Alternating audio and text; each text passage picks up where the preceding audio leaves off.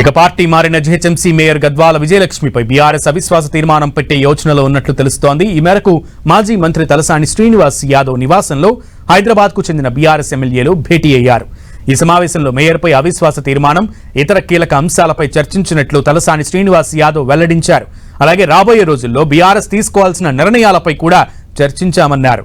ప్రజలకు ఇచ్చిన హామీలను అమలు చేయాల్సిందేనన్నారు తలసాని. ఈ విషయంలో ప్రభుత్వం మాట తప్పితే తాము గీత తాడాల్సి వస్తుందని హెచ్చరించారు. రేషన్ కార్డులు, ఇందిరమ్మ ఇళ్లు అందరికీ ఇవ్వాలని డిమాండ్ చేశారు. పార్టీ మారిన ఎమ్మెల్యే గురించి ఎలాంటి చర్చ జరగలేదన్నారు మాజీ మంత్రి తలసాని. ప్రధానంగా అందరినీ లంచ్ పిలవడం జరిగింది.